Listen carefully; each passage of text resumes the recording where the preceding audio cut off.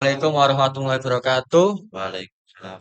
Kami dari kelompok 8 mau mempresentasikan eh, judul artikel kami dengan upaya hukum putusan Verstek perkara perceraian di pengadilan agama. Nah, ini kebetulan atau rapat.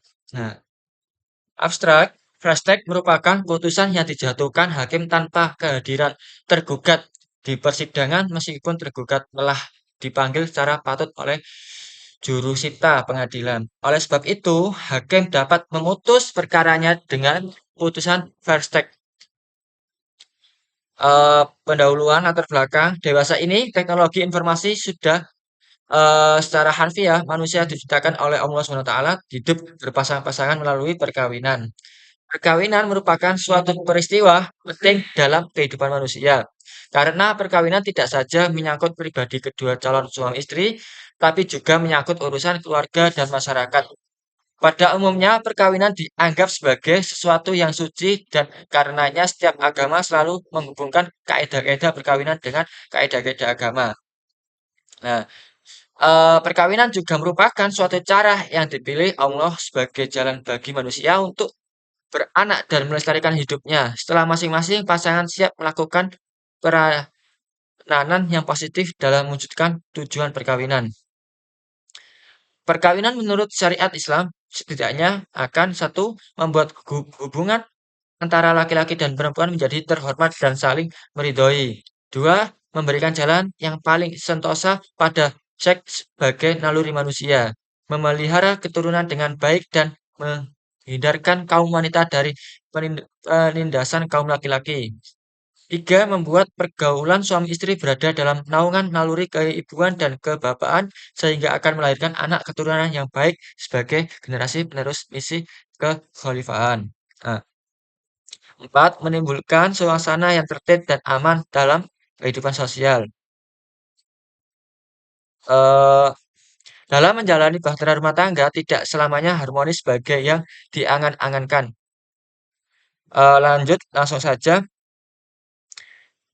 Komplikasi hukum Islam dan Undang-Undang Nomor 1 Tahun 1974 memberikan alasan yang sama untuk dapat dilakukan penceraian, baik itu cerai talak maupun cerai gugat. Ada dua alasan yang ditambahkan dalam ketentuan komplikasi hukum Islam, yaitu pertama suami istri melanggar taklid talak dan yang kedua peralihan agama atau murtad yang menyebabkan terjadinya ketidakrukunan dalam rumah tangga. Berikut keseluruhan dapat dilakukan perceraian, yaitu A. Salah satu pihak berbuat zina atau menjadi pemabuk, pemadat, penjudi, dan lain sebagainya yang sukar disembuhkan. B. Salah satu pihak meninggalkan pihak lain selama 2 tahun berturut-turut tanpa izin pihak lain dan tanpa alasan yang sah atau karena hal lain di luar kemampuannya. C. Salah satu pihak mendapat hukuman penjara 5 tahun atau hukuman yang lebih berat setelah perkawinan berlangsung. D. Salah satu pihak melakukan kekejaman atau penganiayaan berat yang membahayakan pihak lain. Salah satu pihak mendapat cacat badan atau penyakit dengan akibat tidak dapat menjalankan kewajibannya sebagai suami istri. F. Antara suami dan istri terus-menerus menjadi perselisihan dan pertengkaran dan tidak ada harapan untuk hidup rukun lagi dalam rumah tangga. G. Suami melanggar talak. H.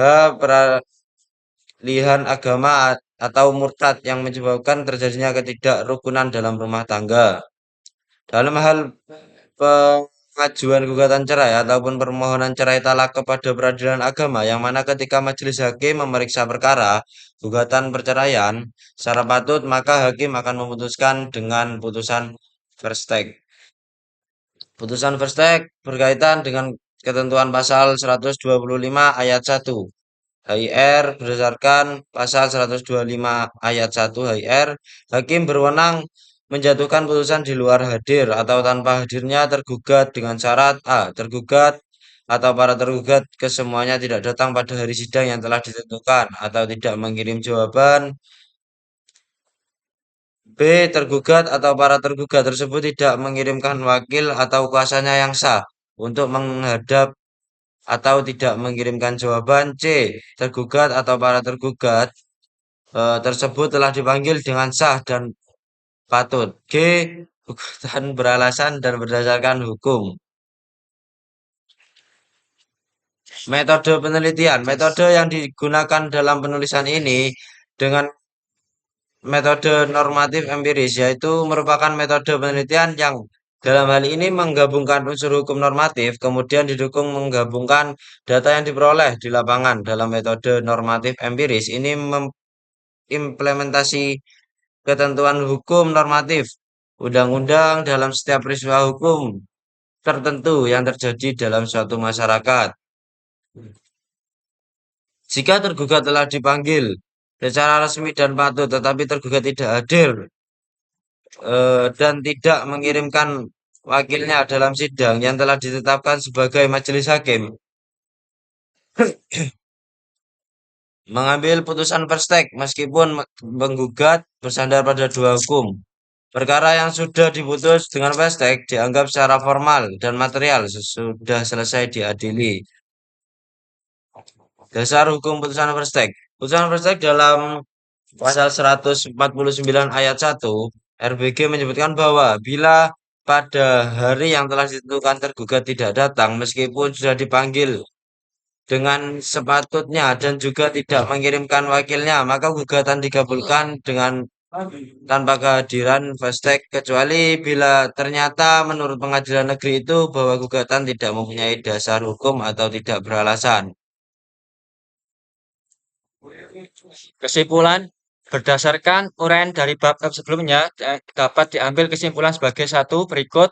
Dasar hakim dan akibat hukum putusan first strike dalam kasus pencarian terhadap hubungan perkawinan pada dasarnya bila mana pada panggilan pertama dan panggilan kedua tergugat tidak hadir di persidangan atau sama sekali tidak mengutus kuasanya, putusan dijatuhkan majelis hakim bila mana gugatan penggugat telah memenuhi ketentuan dan pembuktian sebagaimana yang dikemukakan dalam salah satu alasan yang disebutkan dalam ketentuan pasal 116 Kompilasi Hukum Islam. Pasal 19 huruf Peraturan Pemerintah Nomor 9 Tahun 1975. Upaya hukum putusan first strike dalam kasus pencarian adalah dengan cara mengajukan perlawanan terhadap putusan first strike dalam tenggang waktu 14 hari setelah pemberitahuan diterima tergugat. Jika putusan first strike itu tidak diberitahukan kepada tergugat pribadi, perlawanan masih dapat diajukan sampai ke 8 setelah tergurun untuk melaksanakan putusan first strike itu. Atau apabila tergugat tidak datang menghadap setelah dipanggil dengan patut, perlawanan dapat diajukan sampai hari H untuk daerah Jawa dan Madura, sedangkan hari ke-14 untuk daerah di luar Jawa dan Madura. Sesudah putusan first strike itu dijalankan pasal 129 ayat 2 HIR pasal 1953 ayat 2 RBG. Sekian dari saya presentasi dan Raditya Akbar. Saya Muhammad bin Ansori. Saya Muhammad Raditya Akbar. Ibn Ansori dan dari kelompok 8 kami mengerjakan tugas ini dengan orang tiga. Satunya Ahmad Maulana Al-Farisi. Sekian dari saya. Assalamualaikum warahmatullahi wabarakatuh. Waalaikumsalam warahmatullahi wabarakatuh.